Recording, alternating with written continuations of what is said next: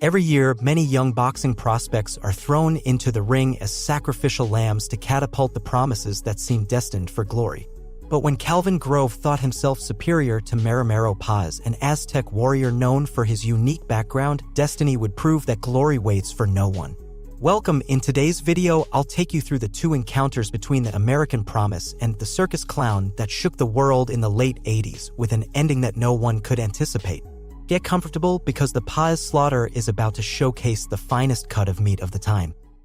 Anyone who came to see Jorge Maromero Páez not only witnessed a display of excellent boxing but also experienced the showmanship of an artist who entertained even those not part of his fan base.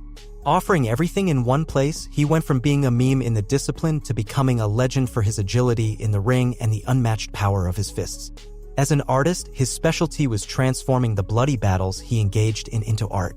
He danced masterfully in the ring with unparalleled charisma, which accompanied him to become a world champion. Born in Mexicali, Baja California, on October 27, 1965, from a family dedicated to circus performances, he inherited great agility and developed a unique sense of spectacle after being an acrobat. His circus experience molded his fighting style, known for the tricks and clowning he performed once in the ring to keep the audience entertained.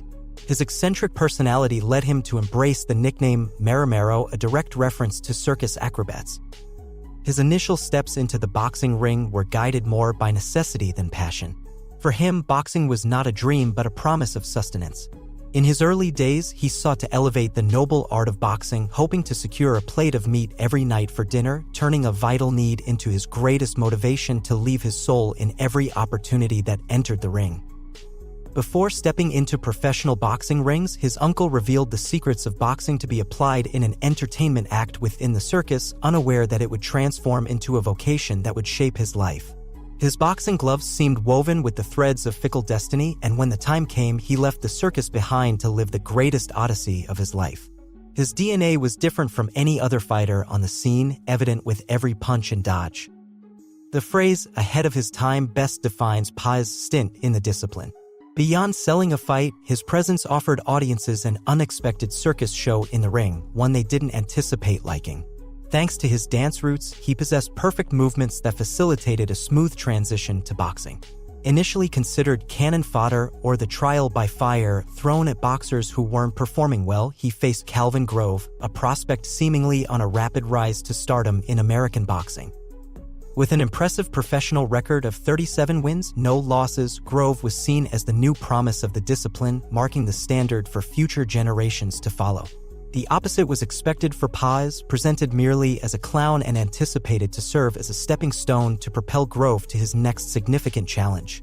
On August 4, 1988, the outcome at the Calafia Bullring in Mexicali was entirely unexpected.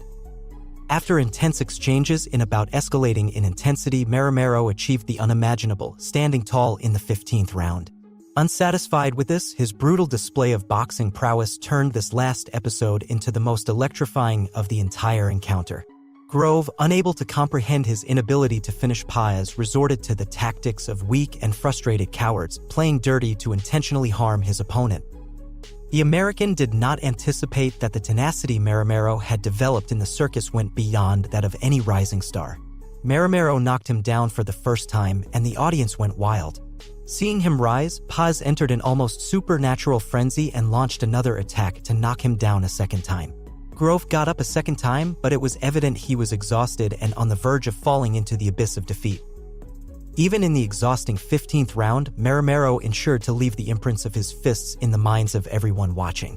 Unrelenting, he knocked the American down for the third time. Down for the second time! Despite the fallen promise getting up, it was clear who had fought and who was merely trying to survive. In what would be the first title fight of the International Boxing Federation, the circus artist, introduced as a clown, not only managed to endure against the champion expected to devour him in the early rounds but also broke his undefeated streak, returning the championship to Mexico. The fight, he was carried away on a stretcher. He was so tight. Like every confident boxer, Grove went through a tough time trying to accept that a circus clown had humiliated him in the ring. Furious, he demanded a rematch. "He who owes nothing fears nothing" is likely the phrase that prompted Páez to give the dethroned American promise a second chance to clear his name. This decision led them to face each other once again on March 30th, 1989, at the Calafia Bullring in Mexicali, where their rivalry had begun.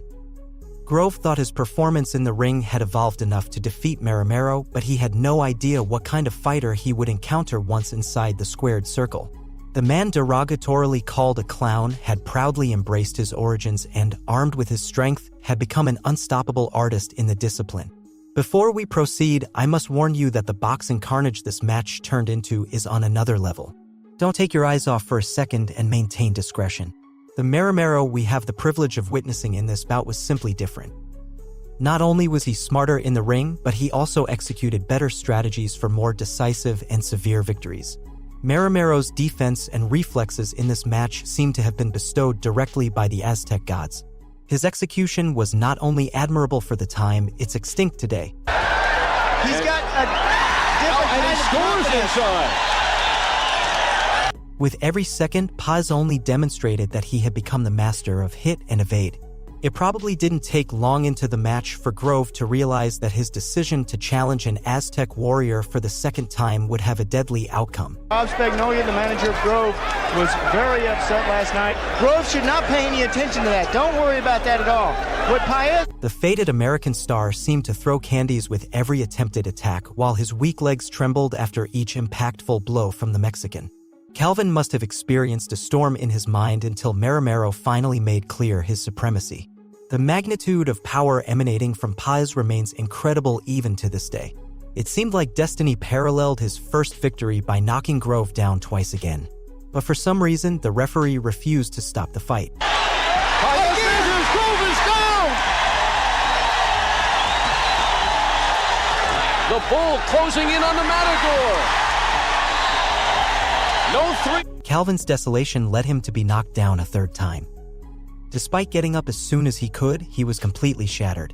His gaze was lost in confusion, and his face was the vivid image of someone who had seen death pass before him.